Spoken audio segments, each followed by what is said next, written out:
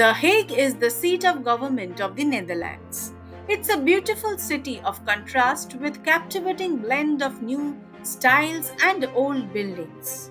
While traveling from Amsterdam to Delft, we came through this beautiful city and let's experience its beauty. While we rode through the streets with the parade of the flags in the International District, we caught the glimpse of the Organization for the Prohibition of Chemical Weapons building, the International Crime Court, and embassy buildings of different countries.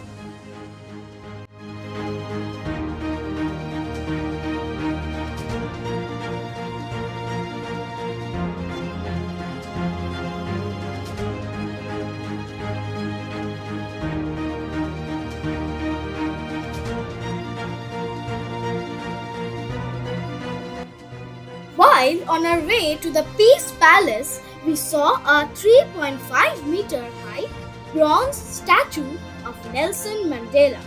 Now walk to freedom near the Omniverse.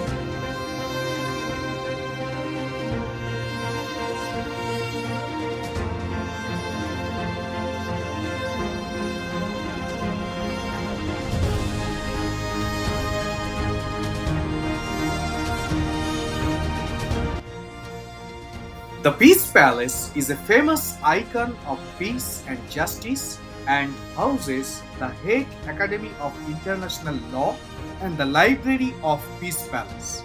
Yes, there are three types of conducted tours inside the palace, outside the palace, and the garden tour. But pre booking is required. To visit here, anyone can search the details in the website given below. All the detailed info about booking and direction is provided in the website.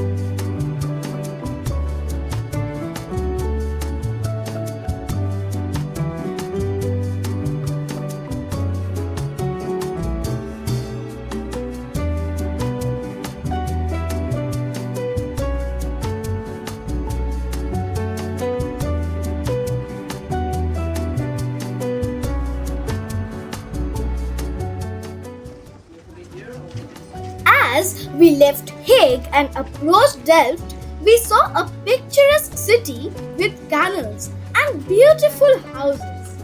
At first, we went to witness the making of blue pottery of Delft, which is world famous. Royal Delft is a 17th century earthenware factory still in operation, and we had a chance to take a guided tour of the museum cum factory. The iconic Delft brew is still being created here for almost 400 years, according to the same age-old tradition.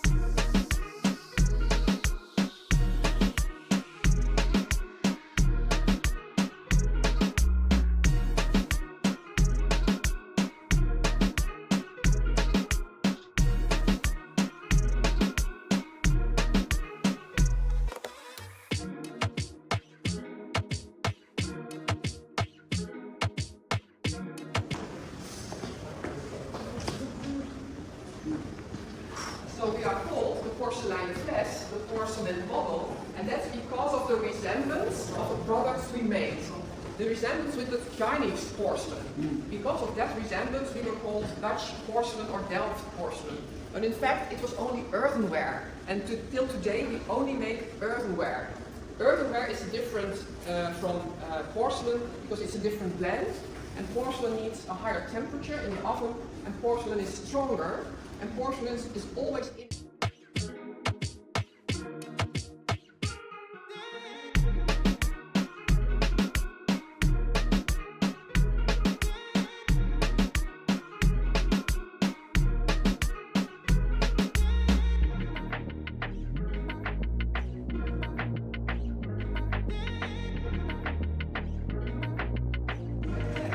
All the items are made here, in this place. And they are painted here, and then we sell them. And it all starts with liquid clay. Please come close. The clay is made liquid by adding water. And then it's poured in a plaster mold like this one.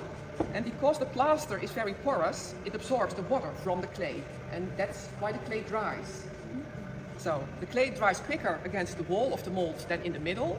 And for such a small item, this is the mold for this vase, it takes only 10 minutes, and then there is already a layer of 4 mm thick against the wall of the mold. At that moment, in the middle, the clay is still liquid and can be poured out. So, and that's how we get a hollow item. It's because we pour the middle clay out. Then the vase has to stay in the mold for a few hours to make the clay stronger. It will shrink, and then we can take it out. You see the seams of the mold, and that we just polish with a sponge and water, and then it has to dry for a few days. It's important that it's dry enough before you put it in the oven, otherwise it will explode. We have 5 ovens, 1, 2 small and 3 bigger over there. And we fire for 20 hours in total, including 10 hours of cooling down. And during the firing process, the clay becomes earthenware. The technical term is biscuit. So this is just clay. You can take this, just clay. Press. Yeah. Okay. Yeah. It's just clay. It's fragile. Okay. By adding water, it could become moldable clay again. But after the firing, it's sturdy. Okay. One of them is a hand-painted one, and one is made with a transfer. Which one is the hand-painted one? I think this one. No, that one is The big one or the small one? the small one is hand-painted. Small one, small big one. Small one is hand-painted. Big one. Small big one. It's always very difficult, not for me. It's a boat. Because when it's a hand-painted one, this one is the hand-painted. I don't know. Yeah. It has our trademark on the back. It's the bottle, porcelain fles, porcelain bottle, and JT, the initials of the owner in the 19th century, who introduced this trademark. And that's because Delft is not a protected name. So only Delft isn't any guarantee that it's made in Delft. It could be made in Amsterdam or Portugal. And when it's made with a transfer, we have the Royal Delft 1653. on the back. Do you have any GI tags or something like that, like geographical identification that whether it is made in Delft or not? Something identification is there from your side? When it's made in Delft by our factory, and there is only one factory left, that's because we turned to the building ceramics when there was competition from the English who used the white baking clay. Because of the white baking clay is strong, it's a better quality. Our products in the 17th century were made with a red or yellow baking clay. That's not as a good quality. And the English started to make this. It's creamware. It's earthenware but a bit stronger.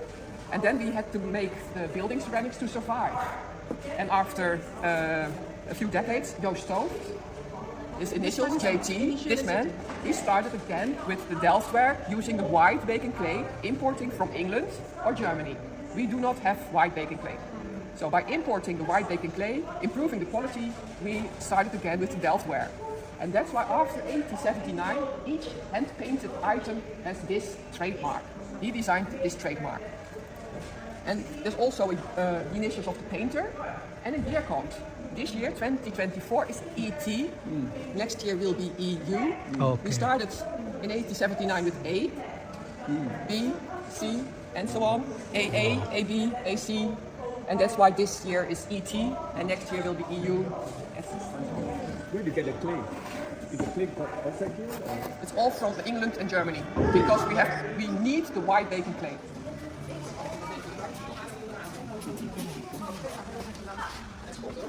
Houdt er Gardena bij als die te koop wordt, dan knik je hem af. Oh ja? Als de achtergrond te doen is. Weet je dat? So, please come in, everyone can see it. We have a big screen. And here we can see Leo, one of our 13 painters, currently painting a big plate.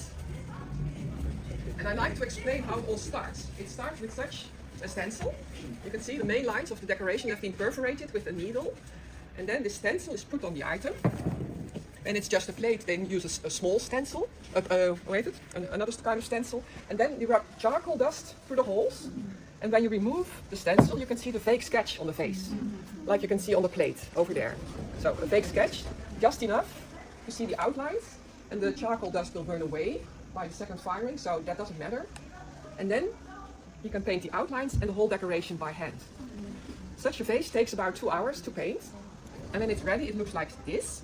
Wow. Very beautiful already. The outline is drawn with what? It's with a brush. They have different brushes, you can see. Maybe you can count 1 or 2, 0. 40 brushes, maybe. Nee, het zijn veel meer. Ik heb zelf geteld, het zijn ongeveer 90. 19 brushes. Wow. The descendants of Rembrandt, that's why they're able to do this. The ancestors of Rembrandt, yeah, okay. So when You'll it's find ready, it's in the factory, it's covered with a white glaze. And then by firing, the white glaze becomes transparent and the grey paint becomes the blue. That's the iconic Delft blue. That's due to a chemical reaction in the oven. And the different shades of blue, you can see that the paint is applied with water. And when Leo uses more water, it's a lighter blue, and less water, it's a darker blue. So that's how it all works. Color, to paint the colors, they use another kind of brush. Okay, then when there are no more questions, I would like to thank you for your visit and your attention, and you can visit the shop. Thank you. Thank you so much. I'll be in the shop, just when there's another question, feel free to ask me. Thank you. Thank you.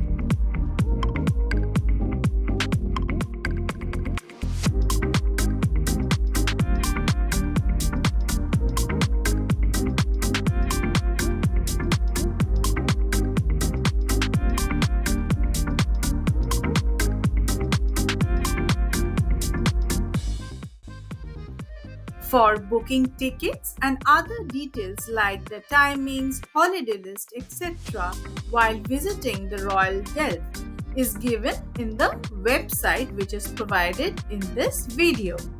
You can purchase souvenirs from this shop Here or from any other shop or outlet of this factory in the market.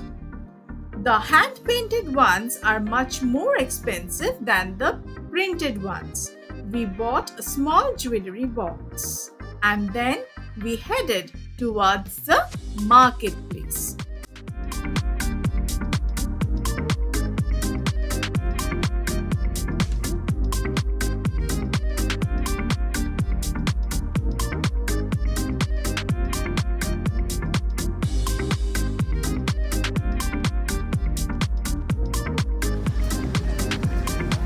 Hello.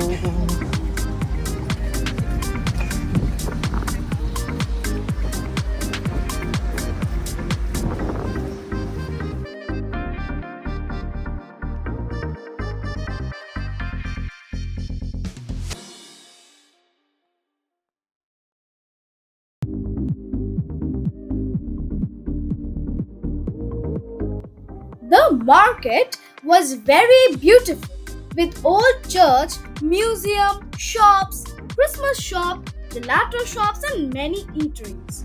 We enjoyed a lot and had a lunch before resuming our journey towards Rotterdam.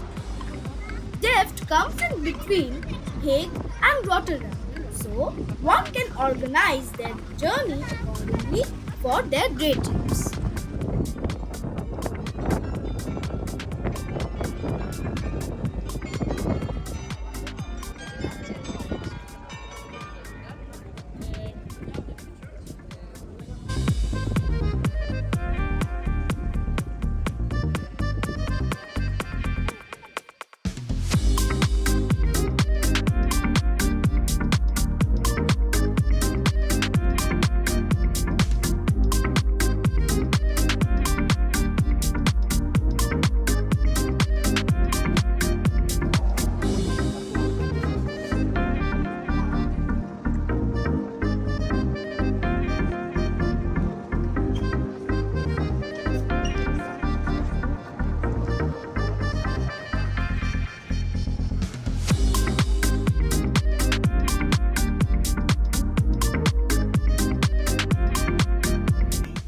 Hope you all are enjoying these videos and getting a lot of informations for making your travel plans.